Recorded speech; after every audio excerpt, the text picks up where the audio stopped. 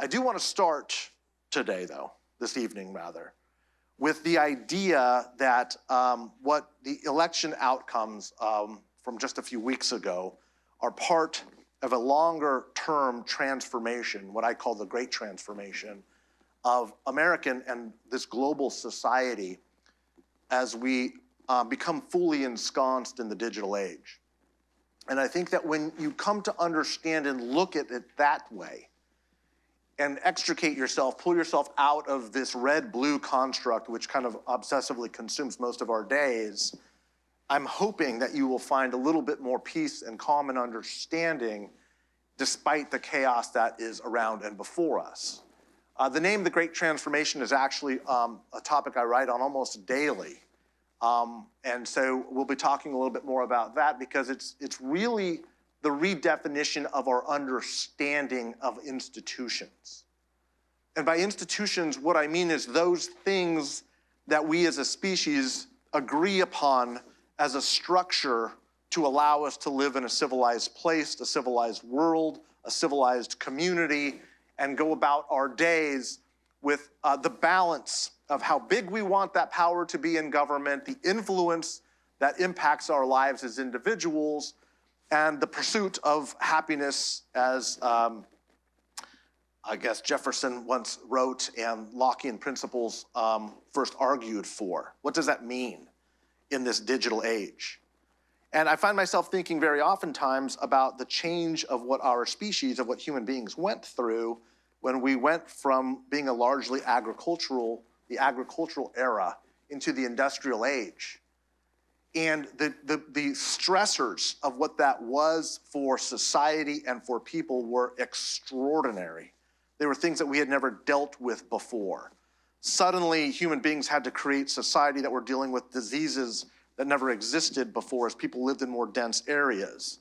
We had to figure out how to police people in a way that we had never dealt with before, when in 1880, 85, 90% of people lived out and worked out on the farm, and by 1920, over half of us now lived in cities. This all happened during a 30, 40-year transformation as we moved from the agricultural era into the industrial age and dramatically reimagined and rethought our society. There was nobody alive, there was no politician alive in 1880 that had the solutions for the problems that were needed in 1920. But we figured it out. And we're in the process of figuring that out now as we are fully, deeply ensconced in the digital age. For people of a certain age, like myself, I think I'm probably alone here in being a little over 50, so that's a joke, that's a punchline. Thank you for that. People who remember the hierarchical nature of our social structures. Almost everything that we have built as a people have a hierarchical nature, whether it's the church, whether it's government, whether it's the media, whether it's academia, whether it's the military. All of these things that we've built as a species are based off of the idea, this premise, that there was at one point somebody with a club who could beat up everybody else or kill everybody else, and we started to band around that structure and built everything accordingly. Information structures began to flow in those same ways, and the currency of power was delegated from the top down. That has defined who we are forever, forever. It's the entirety of our human experience. But in the digital age, that doesn't work. And it's why we're experiencing some of the fastest collapse in confidence and trust in our institutions right now. We have a political party on the American right today, which is essentially not an ideological party anymore. It's essentially a populist movement whose primary glue is tearing down institutions that do not work. It's vilifying those institutions, or at best, partisanizing those institutions. And in response, the American left, it has sought to fill that void by becoming a more establishment party. It's institutionalist by its very nature. Let's preserve and protect the Constitution. Let's protect democracy. The language of what the political party, the Democrats, are saying is essentially, let's be the establishment. And from a policy perspective, not just from their language, not just from their tone, but from a policy perspective, to watch the Democratic Party fill the vacuum that has been vacated by the Republican Party has been extraordinary. Anybody watch the Democratic National Convention? Phenomenal. You were there. People were there. I'm watching the Democratic Party, a party led by a black woman from San Francisco, take on and embody the most conservative border security policy on immigration, perhaps in the history of the Democratic Party, at least going back to the early mid-1990s. This is a party that has overseen more fracking and energy production than any administration, Republican or Democrat, in the history of our country. It's a party who has built up the muscular nature of our foreign policy in a way that Ronald Reagan would blush. NATO added 3 new members as a bulwark against the Russian threats. The centerpiece of the economic opportunity plan that Kamala Harris articulated was this. You're not going to believe this, but this is true. It was tax cuts for corporations to allow ownership for workers in those same corporations. I say that only because that was Jack Kemp's policy as the HUD secretary under Ronald Reagan. And this is not a criticism. This is an observation about how much the expansiveness of the political ideological policy field has been created as Republicans have vacated their ideological core. And the Republicans, for their own part, the nominee for the Republican presidential ticket, excuse my laughter, ran on the largest tax increase in the history of the country.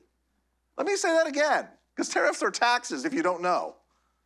The Republican nominee ran and won on the largest tax increase in the history of the country. Sorry, Walter Mondale. Sorry what we did to you, right? Like, this is extraordinary. The Republican Party has become the isolationist, protectionist party. Union membership. The Teamsters were asking for a speaking space at the floor of the Republican National Committee right next to Hulk Hogan, right? Like, something is changing.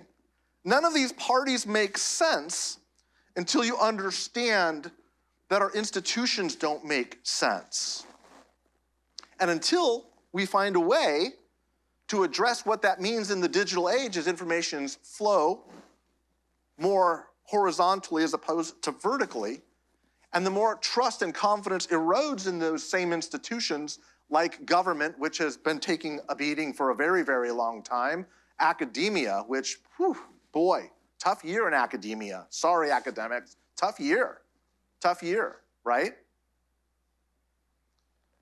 All of these institutions have lost confidence at such a rate that they are held in the lowest esteem in the American public in the history of modern polling. In fact, for those over the age of 60, confidence in institutions is at the lowest rate ever since the 1930s, when Gallup began using modern polling techniques to scientifically gauge public opinion, as has the confidence and idea of America itself. America itself is being questioned. It's why it's so easy to get half of the country to believe that elections are stolen, or if our side doesn't win, we can simply say it was stolen because people don't have belief in the outcomes of it anyway. That America is essentially stolen, so what are elections anyway but these obstacles that are simply getting in the way? And at the same time, we're going through this unprecedented demographic transformation. For the first time in our history, the United States of America will be a non-white majority country. In 15 short years, America will be a non-white majority country. Plurality will have ancestry from places other than European countries. And we all know about the spasms that that has created in our society. We saw them here first in many ways during the mid-1990s here in California. But a funny thing happened in that 30-year, by the way, this is the 30th year anniversary for Proposition 187, for those who might remember Proposition 187 30 years ago. Show of hands, a couple of people out there? Okay, good. So we all know what I'm talking about. In 1994, largely in response to large numbers of immigration flows, both legal and illegal, 63% of white Americans, white Californians rather, voted for Proposition 187. 63% is a big number. Only 23% of Latinos supported it. It was the first time Latinos voted as a multi-generational voting bloc. It was when the modern era, the modern political framework for the Latino political structures we've known it was created. It was catalyzed in this moment. People, good friends of mine, many of you know them as well, people, young people, at the time young, people like Alex Padilla, my good friend, U.S. Senator from California, Antonio Villaraigosa, longtime my political nemesis. You'll read about it in the book, who I ultimately run his campaign for governor in 2018, on a policy platform, incidentally, focused on Latinos and the working class as a harbinger of things to come, a warning of what the Democratic Party was facing if it didn't start addressing working class issues for non-white people. Tony Cardenas, Lou Correa, and on and on and on. This entire political class was established in 1994. But a funny thing also happens just a month before this last election. The Los Angeles Times conducts a survey and asks a question of Latino voters, and the question is, do you believe that the undocumented are a benefit or a burden on California society? And 63% of Latinos say the undocumented are a burden. 63% of Latinos in 2024 say the undocumented are a burden. In 1994, 30 years ago, 63%, the exact same number of whites, said the same thing about Latinos in the vote on Proposition 187. 30 years ago to the month, those numbers are exactly the same.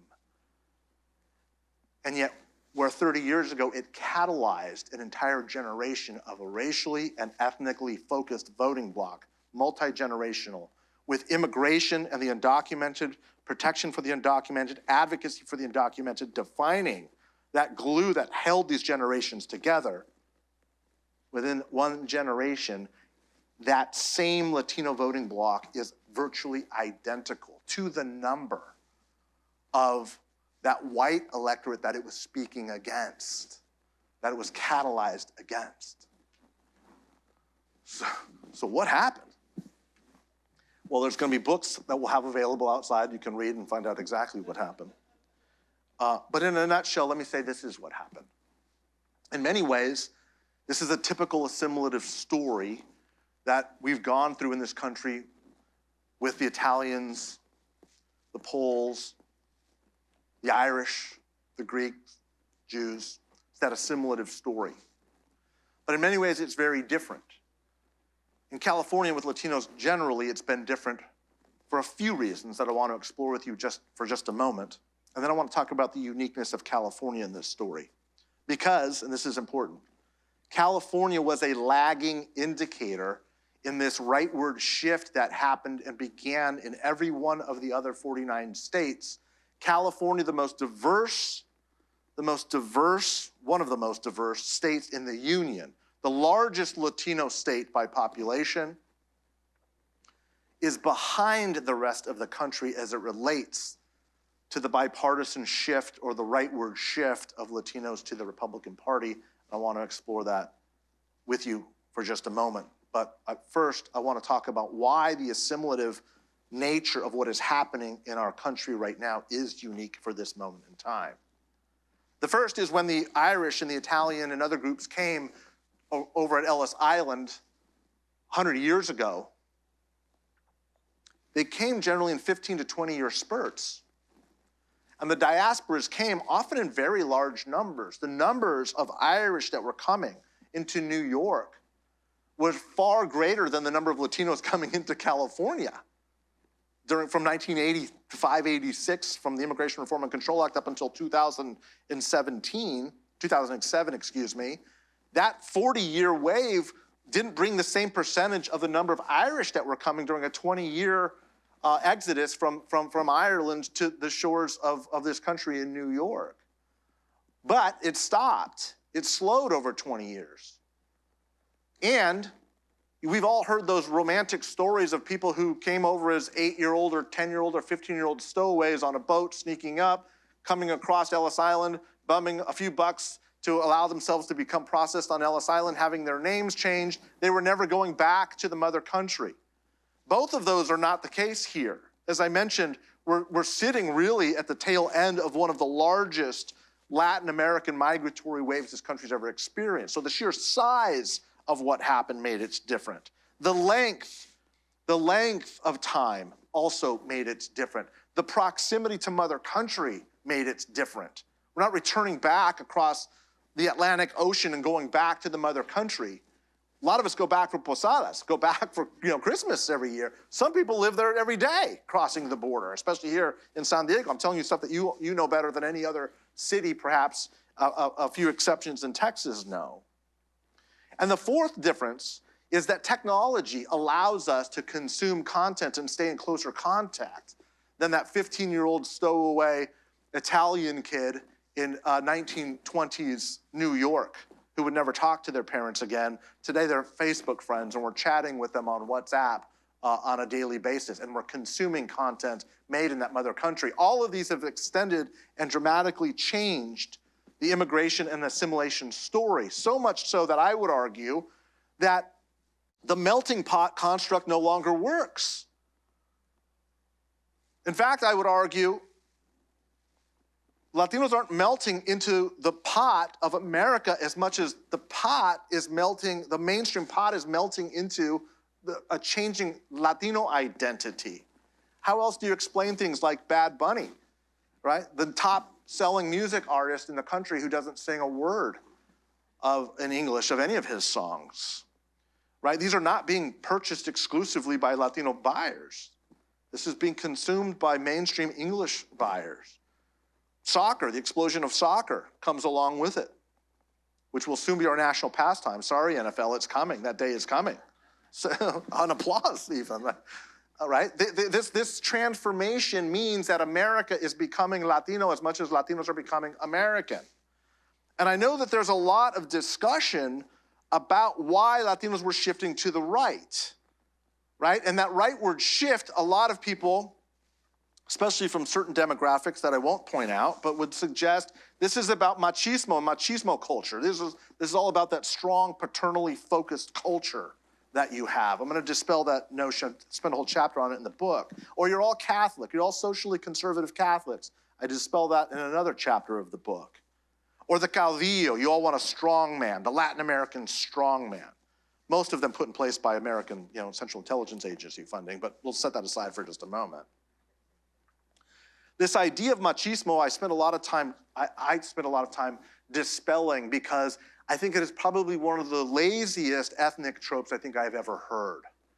There are more Latinas elected in Sacramento than Latinos. We elect women at rates far faster than any other race or ethnic group in the country. And it's not just a blue state phenomenon, by the way. Texas is almost at parity. Florida is almost at parity. New Jersey, of course, blue state, becoming red very quickly. Passaic County, by the way, had one of the largest rightward shifts. The Puerto Ricans and Dominicans, not even Mexicans. We'll get into the regional variations in just a moment, but Passaic had one of the largest shifts to the right. It's like 70% of the Latinos, the Hispanics, that serve in the state legislature in New Jersey are women. Hispanic women have accomplished in one generation what white women have not been able to accomplish since suffrage, which is basic equanimity, equality in representation. This is extraordinary. We have the largest gender gap, by the way, of any race or ethnicity, because we also have the largest diploma divide.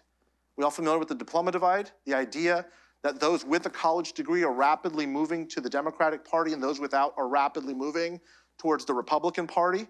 It is probably the single most definitive characteristic that is reshaping our country's politics. The idea that it is a cultural issue related to whether or not you went to college, not an economic issue. a cultural issue as to whether or not you went to college that is reshaping the contours of our political system. Hispanic women are attending and graduating from college at rates far faster than our men, faster than any other race or ethnic group. And as a result, it's manifesting itself at the ballot box, where our women are voting more and more Democratic and our men are voting more and more Republican. In large part because women, Hispanic women, Latinas, are going to have much more of the opportunities to lead the institutions by the nature of their college degrees. They will be more and more academics. They will be more and more the leaders of nonprofits. They will be more and more C-suite executives. They will be more and more in management.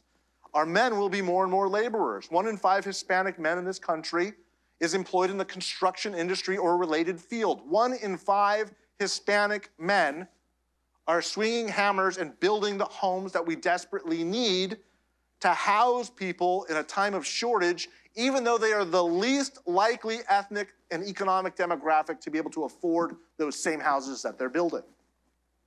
It is a problem, and it's a problem that's going to get worse fast, because that divide is not just a partisan divide, it ultimately becomes a social divide. And I think anybody who has an even casual understanding of the Latino culture is not shocked by the fact that we choose women to lead us. We are absolutely a maternally focused culture, and I will have this debate with anybody all day long.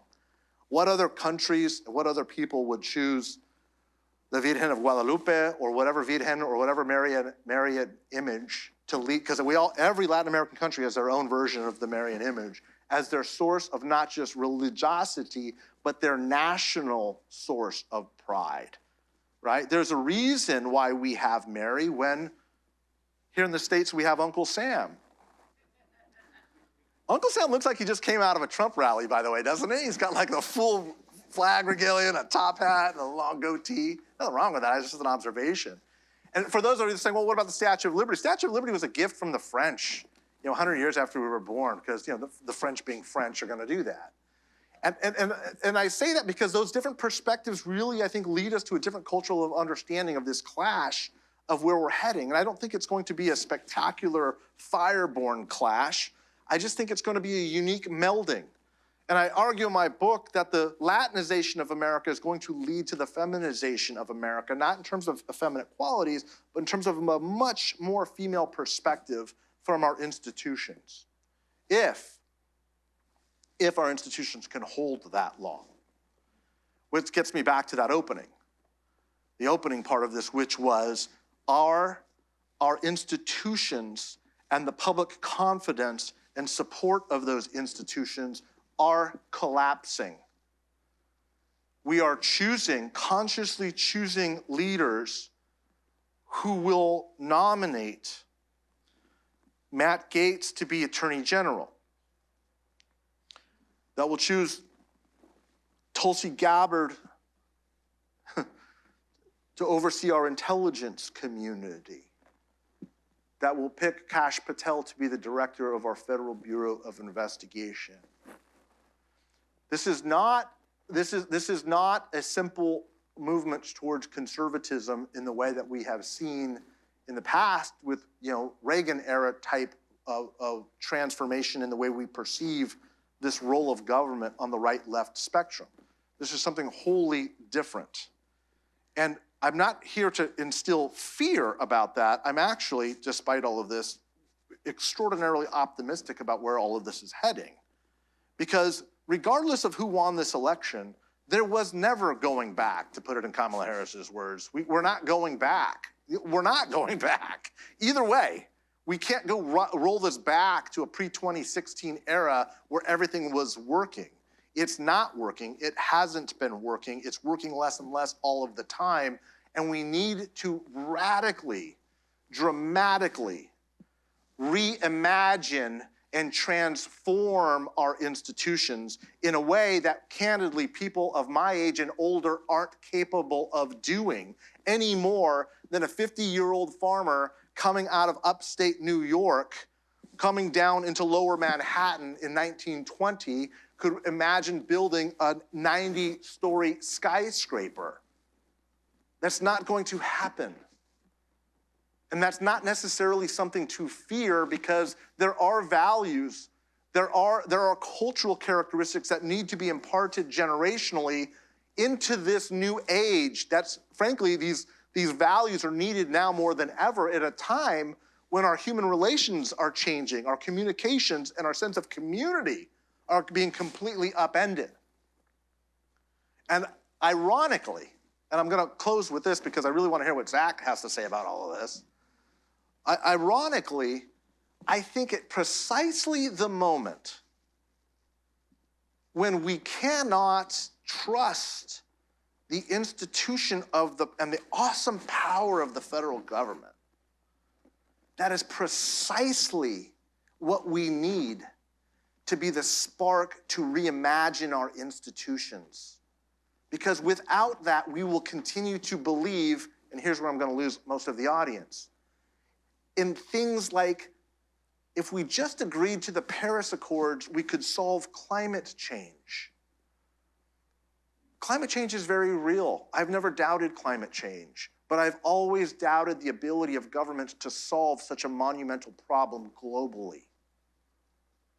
That's not the way climate change will be solved. We are on the verge of dramatic population decline. Pronatal policies cannot solve that problem. Government can't solve that problem for us. We're weeks, months, maybe years away from a dramatic transformation with artificial intelligence. Even though he's a policy expert, and another reason I wanted him here, Zach has led the country on some of the artificial intelligence regulations that we're dealing with. I don't believe government can regulate artificial intelligence. At best, it can set parameters on 3 of these very large existential threats facing us. But the institutions we have now don't work. And what I would suggest is that doesn't mean that there's an apocalyptic scenario coming, any more than the movement away from our farm in upstate New York and moving to Lower Manhattan to find work meant. Yes, it's stressful. Yes, it's change. Yes, there are a whole host of questions we're going to have to ask and answer that we haven't even imagined yet. But I think in many ways, this marks the beginning of a new era, guided largely by a rapidly emerging Latino community that is going to set the values and cultural perspective of this country in a very unique way. And it's why I titled my book, The Latino Century. So thank you very much with that. And Zach, let's have this come.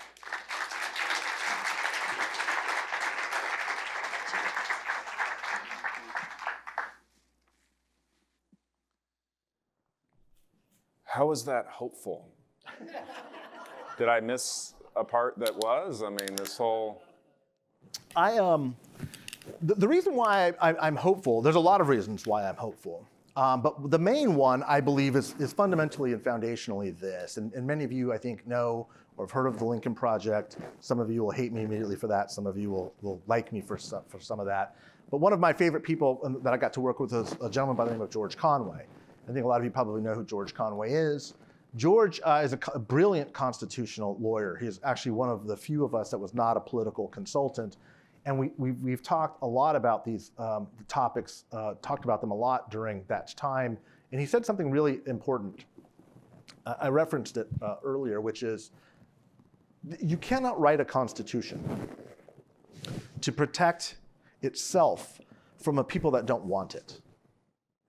There are no safeguards. There's no reforms that you can institute constitutionally to protect the norms and the mores which are being violated every Tuesday and Wednesday now in Washington, D.C. If the people don't want the Constitution, there's nothing you can put down on paper that's going to protect us from it.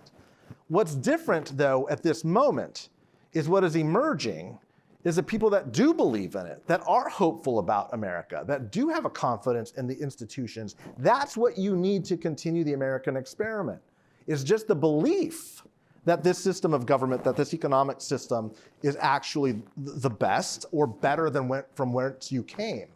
That is the fresh blood that America needs to continue generationally the American experiment. And we're getting a massive influx of that at precisely the moment when we need it. And there's no reforms, there's no economic changes, there's no public policy, there's no charismatic figure that's going to come out and save us on a white horse, and everything's going to be okay, and we're going to go back to the Obama years, and everybody's okay. The only thing that can save us are the seeds being planted internally inside of us demographically. And not only have they been planted, we're starting to see those sprouts start to emanate. And I'm just very hopeful about that possibility. You could have shared that earlier, is my point. I mean, Mike, you know that I was a national media surrogate for Biden as well as then for Harris. And as was mentioned in the introduction, I was a press secretary for Obama, did a lot of national media stuff for the last multiple presidential campaigns. What has been interesting, and I think would be useful tonight partially to talk about, the thing that I found fascinating is this transition of what I considered to be, I wrote a best-selling book on communications. Yeah. I actually feel like I don't know the path of communication in the current siloed system. I mean, we can go, you and I have been on together, MSNBC panels, we've been on CNN panel. Yeah. Nobody's watching those things. Right. I mean, we're just speaking to the same, they're not. I mean, you look at the numbers. You look at, I was, for Biden in 2020, I was one of 4 Dems that was the Fox surrogate every week, always. That was fun to watch. Until my wife was a little sick of the death threats coming into our house, so picky, there's like, but what is interesting is you're talking about, even on a really watched show, maybe 6 million people across the country, which is functionally nobody. I mean, you're talking hundreds of thousands sometimes on a CNN show. How then, you started talking about the digital side. How do we communicate? So let's say you want to run for president. Let's say you want to establish, it used to be a time you'd have 3 people reading you the news. We had a common sense of fact as a result of that. I don't think that we have a common sense of what defines fact anymore. Right. So how would you advise a current political person or even a business to operate right now in that system? Well, look, I think the first thing to understand is in many ways we have been here before. Disinformation, misinformation is not new. Benjamin Franklin made his first fortune peddling in misinformation, by the way. William Randolph Hearst built a castle on disinformation, got us into the Spanish-American War on a lie that the Spanish blew up an American ship in its harbor. Never happened, never true, but that allowed Teddy Roosevelt to get the Rough Riders together and go take San Juan Hill. It was all predicated on a lie. So I'm not excusing what's going on, but it is important to look back from a historical perspective and understand we have been here before. Okay, in a lot of ways we have been here before. The solution, of course, that's much more problematic because we have not been in a digital age before. And so I don't have the specific answer to that other than to say, we've dealt with similar problems before, and we are going to have to find different ways of working together institutionally as a people. And I don't even necessarily mean as an American people. I do mean institutionally as a species in a way that we never have before. And I'm not afraid of it. I'm actually intrigued by it because if it's, and I hate to sound like a biologist here, but we are an incredibly innovative, adaptive species. Like, we're really good at survival. We're really good at it. And I don't mean to be Pollyannish and suggest that this isn't going to be a very difficult, uncomfortable, awkward struggle. But another reason why I'm optimistic is through that struggle is where you build national character. And I think one of the great afflictions we have as Americans at this moment in time is that up until recently, we haven't been tested as a country, essentially, since the end of the Cold War, 1989, until I would argue, September 11th was, it wasn't quite as a direct a threat as we believed it to be. And I don't mean to discount what that did to all of us. I think it forever changed our nation, but we've been a global superpower, the sole global superpower for so long that we've got a couple of generations of Americans that don't have a sense of what struggle is. And you can't pass a virtue and a belief and confidence and passion for freedom and liberty and a self-governing republic unless you fought for it or struggled with it a little bit. You can't appreciate what it is. You just think it's just natural. Like we were born into the land of milk and honey, and the unicorns and rainbows have always been here. And we know that is just such a small aberration in the course of human history that we're really coming out of this aberrant time into what human beings have always dealt with, which is struggling to fight for this. And America's going to really define whether or not this is what we want. And if those values hold true, and I believe they will, I think we will find the institutional structures to meet the new age. So I think you probably hear this a lot. I mean, people will tell you, I disagree with the Democratic Party, I disagree with the Republican Party, I just want common sense, and you're a common sense person, and I can agree with you. And then they vote in a relatively predictable way at the end of the day. Everybody views themselves as an independent. I'll just put it that way. And no one actually votes that way. Right. And in fact, even when you are, just so you can give a little behind the scenes of the political stuff, if you're a no, I don't need you to raise your hand, but statistically speaking, 3 to 4 in 10 of you are no party preferences in this room, okay? We will literally buy data from the grocery store to know your purchasing preferences to determine who you really are. Because when you're buying Tom's of Maine, you ain't voting for Trump, okay? You can claim you're an independent, but you're not. No. But the thing that I want to say, though, to this is it true, in your sense, that there really is this universal principle? You mentioned September 11th. I would say that for at least a short time, there was a real coming together as America as an idea, where people came together irrespective of party, post 9/11. Is that possible in the country again, of the idea, of this sense of people saying, I don't want to be in this tribalistic thing, I can't stand what each individual party's doing, yet they still vote a certain way? Is there still a lane for somebody or something to actually come in and unify? The answer to that, it jumped into my head immediately, and it's a very different answer than I thought it would be. So here it is. There is no room in this country for that, but there is room in the world for that. See, one of the things, I was asked by the Zelensky administration to help out on communication strategy within a few months of the Russian incursion into the Donbass. This is in 2021, right? This is within months of the invasion. And what they were trying to do was they were trying to do some counter communication strategy into Russia to see if they could undermine the regime, Putin's regime, that way. And so I went to Kyiv, and one of the things that I learned was that there are certain constituencies throughout the world, not just in the Western world, because I went to Brazil to work against Jair Bolsonaro to unseat that dictator. How I got into the anti-dictator business, I don't know. That's a different topic, different book. But what I found was commonalities of culture and values and techniques that people that were pro-democracy, pro-freedom, and anti-authoritarianism, that was cross-cultural, cross-language, cross-continents. And I believe very firmly that we're entering an age where parties and political movements across borders is going to be a defining feature of this next decade. So that if you are supportive of unseating an authoritarian like Jair Bolsonaro in Brazil, you will be working and resourcing and helping in an interconnected way, across communities virtually, to help those efforts be successful. The authoritarians are already doing this, by the way, right? They've been sharing communications strategies. They've been trying to upend elections. Incidentally, the United States has been upending other people's elections for a very long time, okay? We talk about the Russians doing it. Yes, they're doing it. Are the Chinese doing it? Yes, the Chinese are doing it. Yes, the Iranians are doing it. We were the ones who started it.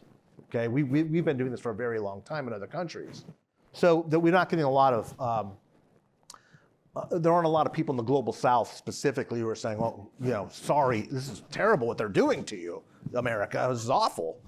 But my point is, if you look, for example, and we first saw this, I think in Brexit were the early signs of this. If you look at the vote in rural non-college educated United Kingdom, Britain, those voting patterns looked eerily similar to rural counties throughout the United States. And if you look at urban voting patterns, they were eerily similar to what was happening in the urban core of the United States. And so you literally have more in common if you're a college-educated white worker in San Francisco with somebody who is a college-educated white worker in London than you have with somebody who is a non-college educated white worker in Arkansas as compared to somebody like in Cornwall. And the light kind of starts going on and saying, now I'm seeing this in Kyiv, I'm seeing this in Warsaw, I'm seeing this in London and Cornwall and in Sao Paulo and Rio and in Nebraska and Arkansas and Maricopa County. And you start to realize our sovereign states, the political state is starting, literally the institution of the state is starting to unwind as community and political movement starts to move across boundaries. And so I think that's going to be a defining feature. So you asked the question of what does that mean for the next presidential election?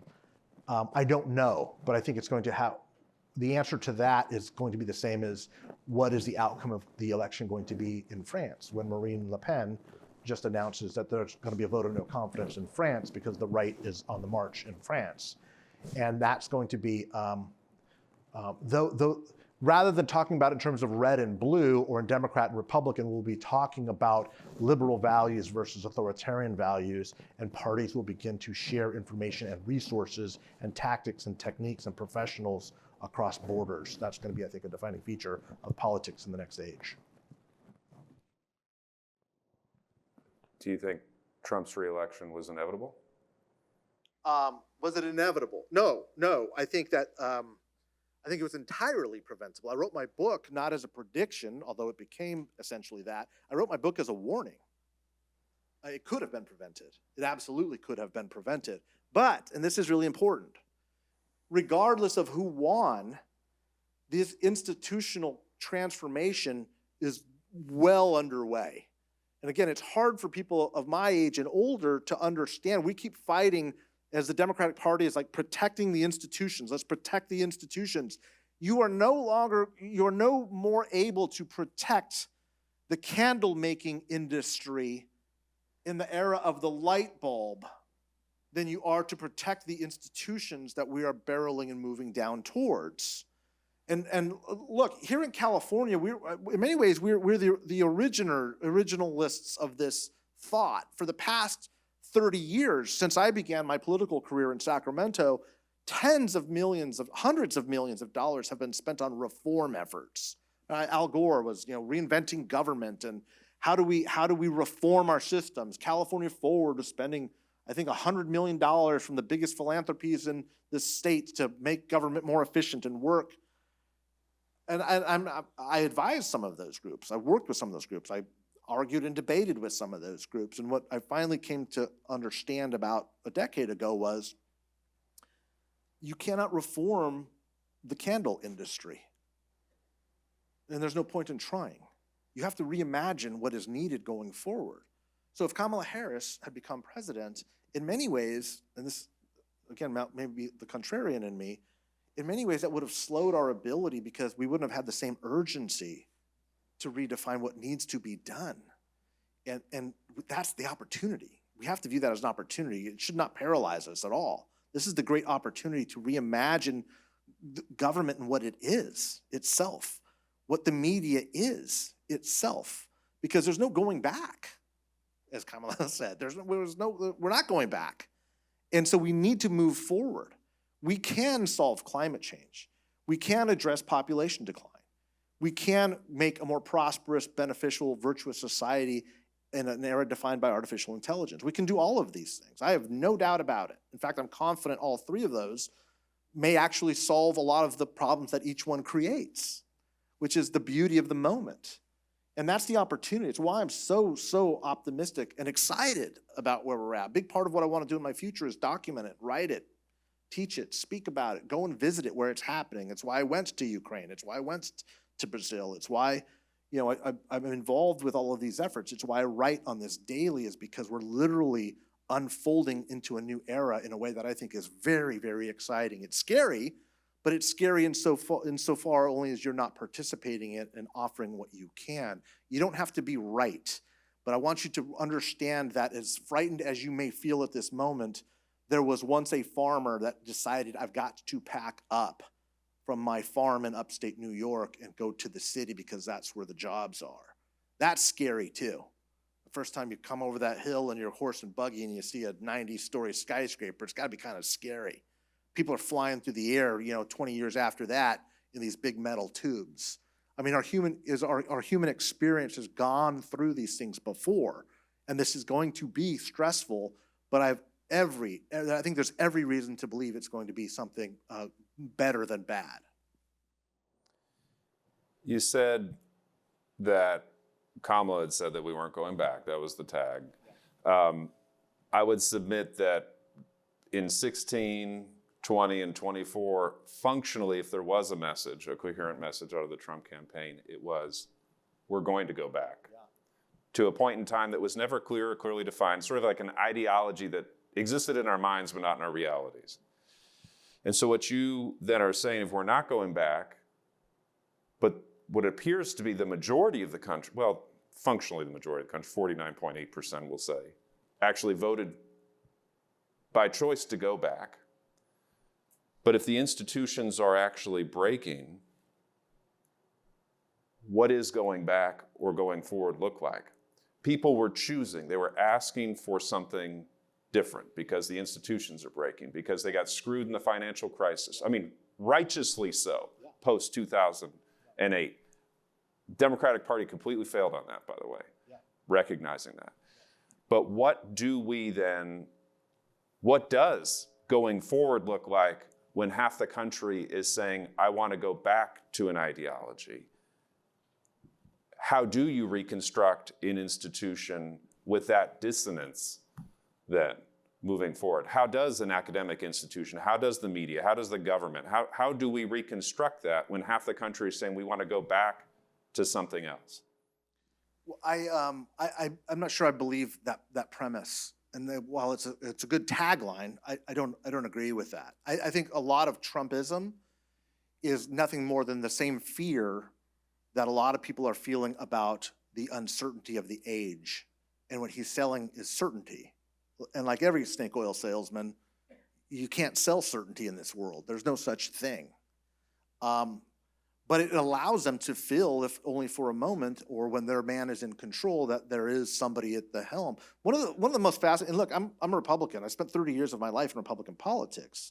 I was always opposed to Trump from the day he came down that golden escalator. I was one of the first, most vocal, strident critics, saying this is not just bad for the Republican Party, this is bad for the country, bad for the world. I've never hesitated on that. But I have a lot of colleagues and friends, 30 years of them, who to this day will say, well, Mike, I support him on the policy, knowing he's bad. And I'll say, well, what policy is that? Because Donald Trump doesn't know what policy he supports. There is no new ideology. That is a fraud. There's no philosophy of government. You've never heard Donald Trump extol the virtues of smaller government because he doesn't believe in that. He believes in whatever the moment provides, which is a defining feature of populism. The Republican Party at this moment is a countercultural movement, not terribly dissimilar from what the left was in the 60s. What do I mean by that? What I mean by it is it's resorting to attacking the leadership of institutions which have essentially been captured by the left. So they call it wokeism, whatever that is. We're against the woke, or as Ron DeSantis says, Florida's the place where the woke goes to die, like it's a little monster walking around or a mind virus. I mean, the whole language that they're talking about is peculiar and odd until you understand all it really means is we want to lead the rush to break down all these institutions that failed us. And in many ways, what we are witnessing is the failure of elitism. It's the failure of the professional class. It's the failure of the more educated and the leadership in this country and this world to provide the social contract that if I play by the rules as a working class folk, then my kids' lives will be better than mine. I know that's not true. My kid just graduated from Berkeley with a degree in data science a couple of months ago. A graduate's degree from UC Berkeley in data science. I cannot, with a straight face, tell him that California is possible for him. Think about that. So what does that mean for real people, right? Like that's not reality for 99% of his age cohort. And if that isn't true, then how can we come up with an ideology or a policy set that somehow works to tap into the sentiment of people who are just saying, none of this works, none of this works, none of this works. And the reason why I reject the basic premise of that is we have three elections now of Donald Trump. Each of us were telling us something very distinctly different if viewed in silos. But the beauty of three is 1 can be an aberration, 2 can be a coincidence, 3 is now a trend. Right? In 2016, it was all kind of like, why? Let's go to the diners in West Virginia and learn about the white working class and why are you so upset and how have we failed you? In 2020, the election was so close that we breathed a sigh of relief and we got rid of them, but it was so close we were reminded that no, this is who we are. This is who America is. And this third time, it's just kind of almost a shrug, like, of course it's who we are. Perfect timing. That's a get off the stage. And so my point is the belief that somehow there's this desire to go back to a previous America. I buy that after 2016. I don't buy that 3 elections in a row saying the same thing at all. I think it's simply a countercultural movement in an election that, by the way, was not a landslide mandate election. This election was pretty damn close, okay? And it doesn't mean they're going to act that way and that the outcome isn't the same. But ultimately what I'm suggesting is there's probably a lot more explanation about the inaffordability at the moment for the right demographics and the loss of faith and confidence in institutions that has been continuing for a decade that is moving in this direction. That's what I think happened. And I think 3 elections in a row give us pretty good evidence that that's probably what it is.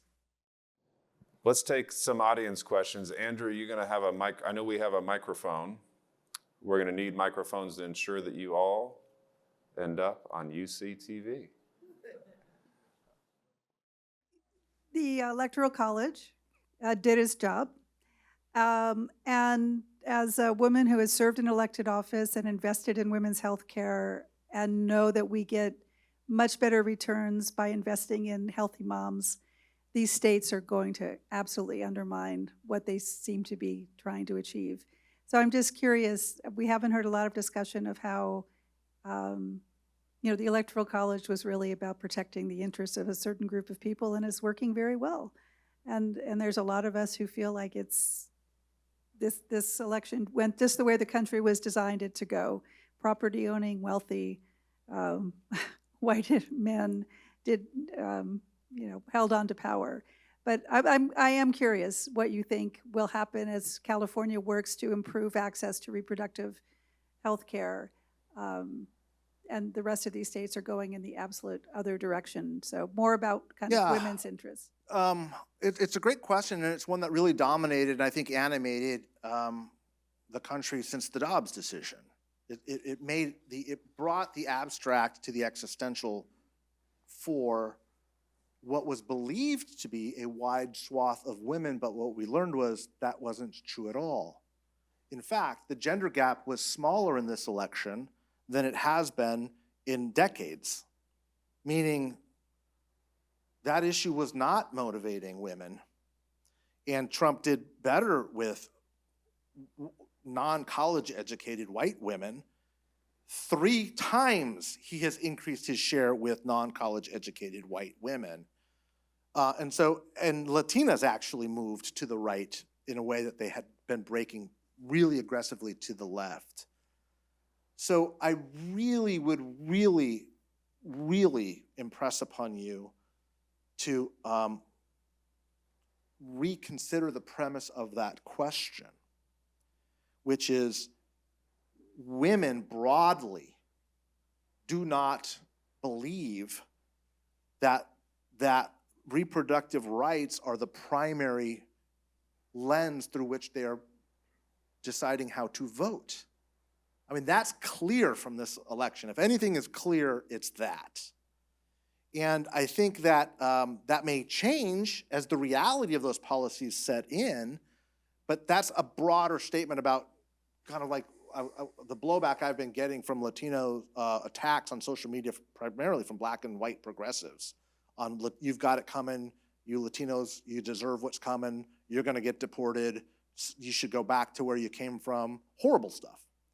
The blowback of what happens when the abstract becomes existential does change things. But there was, I was saying this, it's why one of the reasons why I wrote the book. I've seen immigration politics, and I was telling the White House, if you think abortion's going to save you in the face of an immigration fight, you are wrong. Because the only thing that scares white women more than losing bodily rights is the threat of a brown illegal man breaking into her house in the middle of the night. And that's exactly why they used that technique, why they used that tactic, and it worked exactly the way that I predicted that it would. I've seen it work for 30 years. And so a lot of people would push back, a lot of white, especially wealthier white progressive women for whom this is largely an animating issue, would say, you don't understand the power of women and Rovember's coming, and okay, you know, the polling data is pretty clear. We can move Republican women back on this issue. Non-college educated white women, when faced with that decision, are not going to vote for abortion rights as opposed to building a wall in the way that you think it would, and that's exactly what happened. And just to touch on the first part of our question, I want to make sure we get to these additional questions. The Democrats would have the House if it wasn't for the North Carolina redistricting decision. Yes.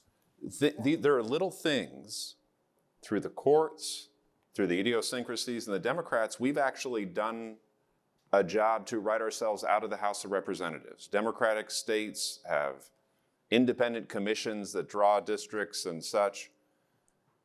So we're playing by a different set of rules. We, meaning the Democrats, I should say, because ironically, the person to my left is actually on your ideological right there, stage right. But I think it's an important thing to recognize that none of that's going to change now. I mean, through the courts, it's clear that there's a Republican advantage baked into certain systems through the Electoral College and now even in some structures, the House, that makes it exceptionally difficult, other than in off-year elections, for us to really gain. And I think that the institution's argument on that is so complicated to get somebody motivated to show them that X decision leads to Y outcome 4, 8, 15 years later, that it's really too academic in a way to get the country to change, and it benefits too many states to constitutionally actually get it to change anyway. I agree with you about the underlying component of it, although at the end of the day, he got more votes anyway, so it wouldn't have mattered in a popular vote election. But I think that it isn't going to change is something we also need to recognize because of those. Yeah, let me. I want to explore this a little bit more, and we'll be around a little bit here to answer everybody's questions. But I think I'm a very big believer in the Electoral College, by the way. In the same reason I'm a very big believer in the United States Senate. Is those are institutions, and we can say that they were set up for slaveholders and whatever. Maybe they were, maybe they weren't. But if you are truly a United States of America, there has to be an institutional way to tie you together. And that's why this elegant solution that the founders crafted was established, and I think it has worked well throughout our history.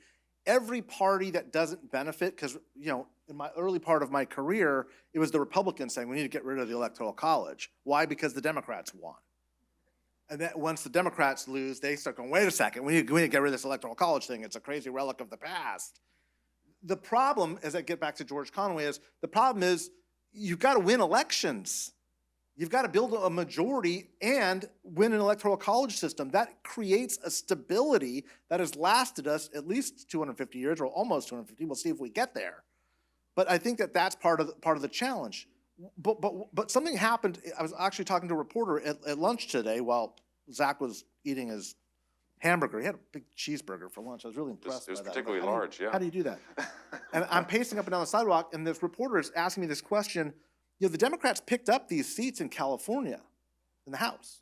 Like, why was that so different in California than everywhere else? And I said, it wasn't. In fact, in 4 of the 5 most contested Senate seats, the Democrats picked up seats. They won, defended, or picked them up. Okay? The Democrats did not have that bad of a year, considering. And here's the real important point. If you look at 2024, it's almost the exact mirror image of 2020, where the incumbent party loses, but down ticket, the opposite party did extraordinarily, historically well. That's telling us something. The voters get it. They don't like either party, they don't trust either party, and they're voting methodically. I may not like Trump. The polling was telling us his favorabilities weren't as high as Kamala Harris. But I don't like where I'm at situationally either, so I'll vote for him again, but I'm gonna vote for Democrats for Senate and the House to make sure that the crazy doesn't get too out of control.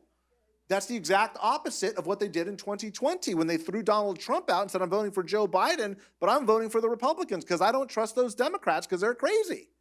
And there's a lot of validity to both of those sentiments, and they're behaving more and more like that as voters get more and more methodical. Questions? Hi, Mike. First of all, as an 18-year-old, thank you for your faith in us to solve America. Don't mess it up. My question is, in this large reform that's going to happen, like in global and American culture, as it relates to elections and politics and institutions, what role do you think private institutions and companies, particularly like media companies, will play in that?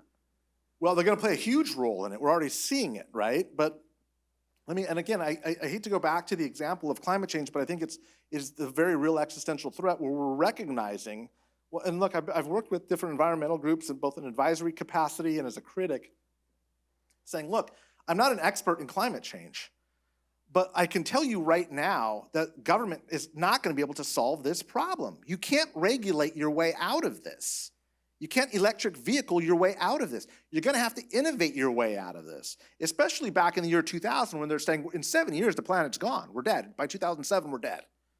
And it's like, well, then if you're expecting Sacramento to fix that or Washington, D.C. to fix that, there ain't even going to be subcommittee hearings in 7 years on that. So, like, that's not the way this is going to work.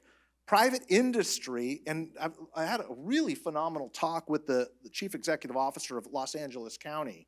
We were at a CSAC event. And what they're doing in Los Angeles County is trying to really reconfigure one of the largest governments in the country to focus more on outcomes and the provision of public data to allow for private industry to become more innovative in finding those solutions. That is increasingly going to be the way the institution of government is focused. Less on outcomes it's not constituted to deliver in this age, and more on the provision of quality data that can be believed in and have the confidence in so that other solutions can be found. Because I will tell you what, everybody here can get on their phone right now and order my book and have it delivered here within a couple of hours. How many government services can you have that same thing done with and for? Okay, good luck. Like your generation, if I put a bunch of people of your generation and entrepreneurs and tech people into a room and said, we want you to solve all of these problems that government is involved in, not a single one of you would come up with the way it's currently done. Nobody would do it that way. And that's not a criticism of government. In many ways, it's an homage by saying that has existed since the library at Alexandria. That's what we created these institutions to work, but this age, government doesn't work that way anymore. So the purpose of government, if it's to provide services, is probably going to need to get out of the service delivery business at some point in the near future and more towards the articulation of what the problem is and allowing for innovations to solve in a better delivered way what those problems are. And I think that's not just a government thing. I think that will ultimately be a media thing. I hate to kind of blow everybody's mind here and tell you I'm totally crazy, but I will say there is one emergent institution that I see globally that we're not paying enough attention to, that the federal government absolutely is, that you're going to see tremendous, tremendous strides taken when the new administration is set in, and it's Bitcoin. And I'm going to tell you why. Bitcoin, and I didn't say cryptocurrency. You'll know the difference because you're of the age to know the difference between Bitcoin and cryptocurrency. Bitcoin is run by an algorithm. It's mathematics, and it's constructed in a way where it cannot be influenced by human beings. That's what gives us the confidence, is because across language, across culture, math is math. And it's not like the Fed that comes in and raises interest rates or lowers interest rates. It can't be messed with. That's the confidence you can find, so that when I was in Ukraine, there was no gas in the streets. There was no electricity. We couldn't take out cash. I didn't realize this. I'd never been in a country under martial law before, but you can't go to the ATM machine and go get out, cash or currency. But everybody who had a phone could exchange Bitcoin. And that was the way trading was done, was on Bitcoin on your phone. And I say that because it is going to be, I think, within the lifetimes of everybody, most people in this room, the common currency of the world. The Fed is already talking about, making a huge position as part of our own reserve in Bitcoin, because it is becoming the global currency, global standard, because it's predicated on math as an institution. So sorry to veer too far off, but that's a solution that we're finding for monetary policy. The first part of your commentary was so on brand for being a Republican, man. I couldn't even, just like the down with the government situation. I got to say that there are things, I just want to push back a little bit on it as the government person here, which is that, I don't see Amazon can deliver your book, but they're not going to deliver the military. They're not going to deliver things that don't make a profit. There's a value to, and I think that what the risk is, and I don't want to, because I want to get back to the questions, but the risk is that if we continue to find, there's got to be a way to criticize the institution without undermining the institution. I think that and I'm not saying you're undermining the institution, but I think that there's a value still to recognizing what government can deliver that private industry can. And always will. Way to ensure that private industry has a role within government, but I don't think that I just don't put my faith in all the corporations to solve all my life problems either, man. No, but I didn't say that. But I didn't say that either. And if that was the impression, I don't believe that at all. I'm not making that statement at all. What I am saying is this. It was a great book, and I do believe it's a great book, that was written by a California politician. The book was called Citizenville. It was written by the governor, Gavin Newsom. The basic argument for what he was writing as lieutenant governor was that government is becoming a platform. And what he meant by that is, if it's a service delivery system in the digital age, then being an access point is probably the primary purpose of what government should exist for. It doesn't mean that we should privatize prisons or privatize the military, but it does mean that we can and should be always looking by the warehousing of data to find better solutions as government, always. And because if we don't, things like Uber happen, right? The government's trying to regulate the taxi cab industry, and it's trying to figure out a better way to regulate the taxi cab industry. Meanwhile, somebody creates an app that just kind of dances around it 150,000 times without them even realizing, maybe our policies are irrelevant. Again, as part of this study of this movement from the agriculture to the agricultural age to the Industrial Revolution, we're looking at policies that cities were putting in place to regulate. They used to have what were called red flag laws. Every time a car would come into a town, a young boy usually would run ahead of the car waving a red flag. This was city policy to move the horses away because automobiles were scaring the horses.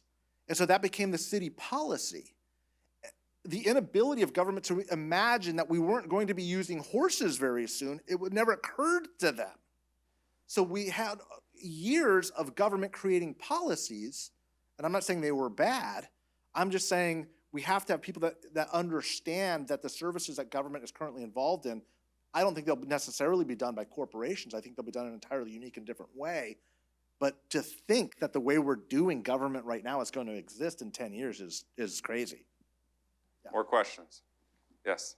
At one point you said that there were the seeds of better values and institutions, but you didn't really elucidate on what they were. So I'd like to hear more about your reasons for optimism.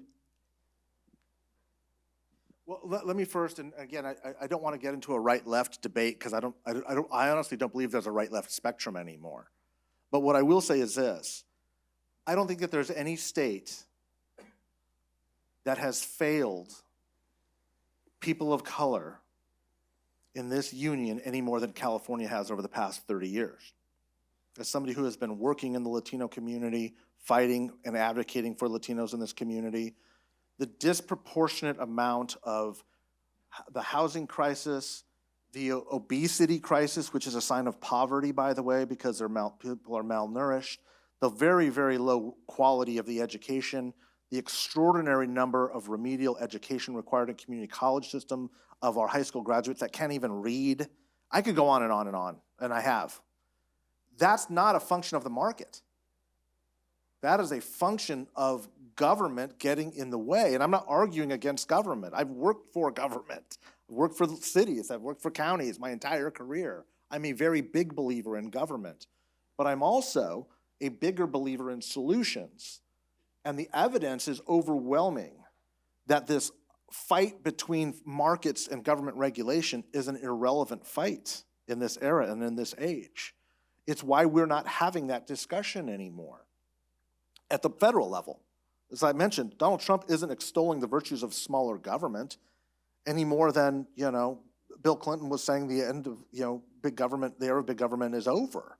Like neither of them are valid arguments. What people are saying and they're rejecting is that the system, however it's defined, isn't working, and institutions are inevitably and invariably, they believe, the cause of that, with one grand notable exception: Latinos. Latinos do believe in institutions, despite having less evidence than everybody else in this room to believe that way. Now, again, a lot of that may be a function of youth. They're not smart enough to know that tomorrow isn't gonna be better for them than it should be. It's like my son, right? He doesn't realize it. He's played by the rules, he's done all the right things, got the right education. He's like, okay, I'm ready to go take over the world. And I'm like, you can't afford to live. You can't afford to live in the Bay Area. Maybe you're making $250,000 a year. That's gonna get you, maybe, if you're lucky, a studio apartment in Palo Alto, if you can find one. Good luck with that, right? So that whole contract is broken. That's my argument. Is I'm not arguing for or against. What I'm saying is the belief in the system, the belief in America is what we need right now as we reimagine our institutions. Because if we have neither institutions that work, nor a faith and confidence that we will find it, you end up with what we have in a wide swath of America today, which is, if I don't like the outcome, storm the Capitol and overthrow the election because I want my tribal chieftain in charge, not their tribal chieftain in charge. And that's all our politics has essentially become. Another question? Yes, sir. Yeah, just thanks for tonight. We'd love to hear you riff a little bit more or elaborate more on your, you have a sense that there's really a pan-Latino identity that's emerging across all the diversity and demographics and national origins and all the rest. And I just got to share two of my favorite data points from recent chats. One was that with regard to apprehensions of crossings of the U.S.-Mexico border between ports of entry, in 2007, 9 out of 10 were Mexican ancestry. In 2024, 1 in 4 were Mexican ancestry. Say that again so people hear you. In 2007, 9 out of 10 people apprehended crossing between ports of entry were Mexican ancestry. Yeah. In 2024, 1 in 4, 25%, were Mexican ancestry. So the cross-border migration is just blown. It's a global phenomenon driven by cell phone technology and global migration patterns, all the rest, climate change, et cetera, et cetera. So. Yeah. And then my other data point, which is kind of a set up against that, is that 7 in 10 voters, this Hispanic or Latino voters, whatever you want, were either Mexican ancestry or Puerto Rican. Yeah. So you basically have an overwhelmingly Mexican and Puerto Rican electorate facing a demographic migration trends, which look nothing like what they experienced in their family histories and in their growing up. And so they're voting, against border enforcement strategies and other policies that they perceive to be favoring, right? Exactly right. This generation of migrants, because they don't identify with this generation of migrants who are behaving in ways that are, not consistent with their own. I'm glad I wrote the book before you did. Yeah, look, that's exactly right. And let me take it one step further, because those are very powerful data points. Let me talk about voters for just a second. Los Angeles County, a couple counties to the north, the largest Latino county in all of America. In 2002, 54% of all new Latino voters were foreign born. This is in 2002, 54%. By 2022, exactly 20 years later, that number was 8%. In fact, I gave this same talk in those gateway cities of South Central Los Angeles. A city council member came up to me and said, "You finally putting data to what we're experiencing. In our city government, we were apportioning a huge part of our budget to educating people on naturalizing 10, 12 years ago. Today, we can't find people to come in and become naturalized citizens here anymore. And they're screaming about housing, right? There's a new need for government priorities, as it should be. But that dramatic a change in that short a period of time has created this chasm. And so the question, and you're asking a really good question, is what does that mean for Latinidad, which is a word for Latino identity? What is our common cultural characteristic? And as I explore in the book, 60% of all Latinos in this country are of Mexican-American descent. And it's not that it's that big, although that is big, it's that every other group is so small. The next largest group are Puerto Ricans that are 9%. There's no other group that's even double digits. And Puerto Ricans are Americans. I know we all know this. Some of you might have forgotten it. I'm going to say it again. They're Americans by birth. They're not going through a naturalizations process. So, and then Cubans, by the way, are fourth at 5%. You would think Cubans are like 80% of Latinos out there because of the narrative of of our politics. But Cubans are a very small percent of the Latino community, and this cross-pan-Latino, Latinidad identity, I call it the Latinization of America. The truth is, folks, it's the Mexicanization of America. That's where all the birth rates are exploding. But they're second, third, and fourth generation, which prioritize this American identity in a very optimistic, confident in our institutions way. Now, so what does that mean for the common glue? Or is there even such a thing as Latino? Which is a very fair question. It's one we're going to be asking ourselves a lot over the next decade as Americans. But what I have found is the common thread, the common cultural thread across all Latino demographics is it's the blue-collar workforce. It's economic. And that is absolutely a glue. It used to stitch the Irish and the Italians and the Poles and the Greeks and the Jews together 100 years ago.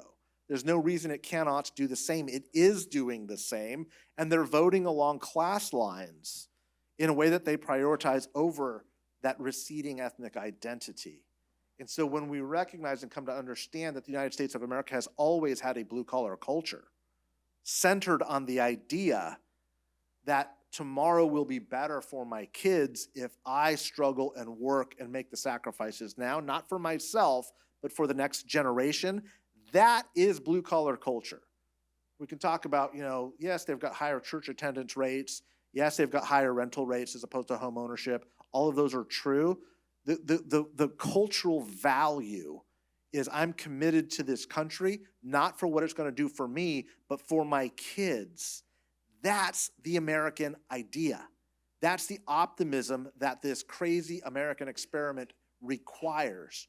And it is what we have lost with those, by the way, those that are 60 years of age and older, which includes nobody in this room, fortunately, right, has the lowest levels of confidence and support in the idea of America of any generation ever polled. I mentioned this earlier, despite being the wealthiest, most privileged generation this country has ever produced. Completely lost confidence despite being the apex of what America's promise was. That's heartbreaking, and it's shameful. But that culture is transforming, and again, that's the heart of the book, based off of this commonality of an ethnic group which is emerging as an economic voting bloc, and it centers us back on that promise of America and gets us away from fighting over which trans athletes can compete in which and use which bathroom and whatever the hell we're fighting about anymore. Final question. How do you think this rounding up the people are here now might affect the solidarity or the glue in the Latino culture? And how do you think it's going to play out? Is it going to really get messy with camps and deportations and policing and sanctuary movements? How do you think so? Great question. And remember, this lull that we're feeling right now, we have a very long interregnum. From November 6th to January 20 is a long time for a country to process, especially something this big. So there's a lot of feeling of helplessness right now. That's going to change on January 21st. Opposition will mobilize. No one will remember if Bernie Sanders was right or Amy Klobuchar was right or what Latinos did. All of that stuff is going to fade very quickly by the end of January into a big national, at least half the country's opposition to what is likely to come, which includes this promise of mass deportations. Now, we have gone through 2 mass deportations. And by mass, I mean 1 million people or more, okay?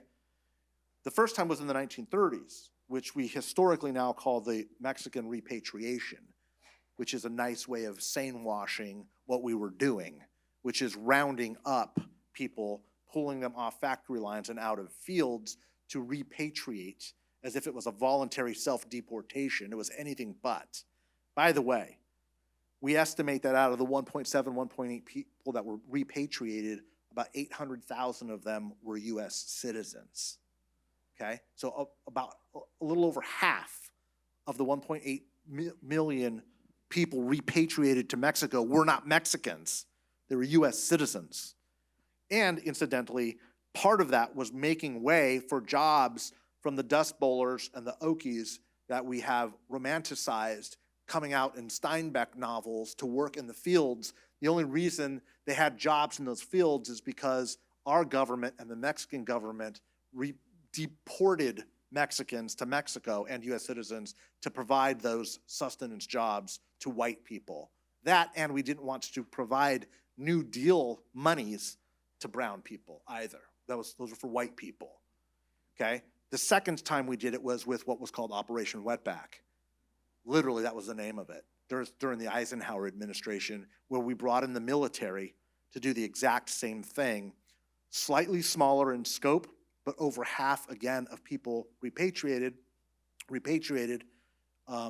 were US citizens, including, and I didn't know this, my dear friend who passed away, a gentleman by the name of Cruz Reynoso, the first Latino Supreme Court Justice of California, was deported as an infant when his family, farm workers, were removed from the country. He and his US-born brothers and sisters were sent to Mexico, deep into Mexico, because they didn't want people coming north. The reason why we did that then was because of a labor shortage in Mexico.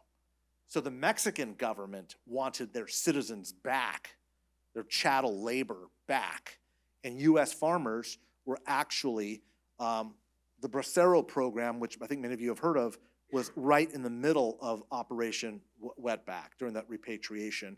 And what happened there was US farmers, California farmers specifically, some Texas farmers, didn't want to go to and fill out the paperwork for braceros. So they went out and were recruiting south of the border to sneak people across the border to work while the US and Mexican government were deporting others, including US citizens, to Mexico. We've never done it successfully, a mass deportation. Now, sorry about that long windup, but that's a history that we don't even know even in California because it's not taught in our public schools. Far bigger than the Japanese internment, far worse than the Chinese exclusion laws. We're talking well over 1 million people in both instances. Having said that, if Donald Trump does have camps and focuses, we've talked about this, on violent offenders first and foremost, I think he will find widespread public support for that. If, however, he starts cracking down on economies that we need, like agriculture, hotel industry, most service sectors. By the way, California, again, one of the worst offenders here. One of the absolute worst offenders. California is the most segregated, by the way, segregated state in the union, far more than Mississippi, all by zip code. It can tell you what your income and your race is basically with a high degree of certainty based off of the zip code that you live in. The jobs we're creating for the undocumented are these service sector jobs that we take great pride in as a government, saying, look at all the jobs we're creating. These are service sector jobs. We're creating a servant class for wealthier, white, older people, okay? That's why you get Starbucks and you get your gardening services and you get, all these services that you want for a very, very low price. That is going to have to change. If that is threatened, if my Starbucks is threatened, remember after COVID, the restaurant industry was shut down and they were saying, oh, people aren't going back to work because they got a $400 check 4 months ago and they're sitting around playing video games. That's not what happened. What happened was the immigrants left during COVID. You reopened the restaurant, there's nobody to work the back of the restaurant, so they couldn't find labor. They certainly couldn't find cheap labor. So that starts an inflationary cycle because you got to pay more money to have people who don't otherwise do those jobs to come into that work. You start seeing effects in that industry, you're going to see huge blowback from employers. There are 3 constituencies that can prevent that from happening. The business community, which absolutely will fight the Trump administration on it. The faith-based community, which will be led by the Catholic Church, probably not as much the Protestant evangelicals, who are more than happy to kick the refugee out of here. And the third, I would argue, is the national security community that's going to be very worried about population decline, because the truth of the matter is our government cannot work without cheap labor paying into the tax system to pay for Medicaid and Social Security. It will become insolvent within a matter of months if you have mass deportations. And politically, that won't fly. Well, Mike, I appreciate, and I think everybody here appreciates this very serious and important conversation. Thank you all. Thank you.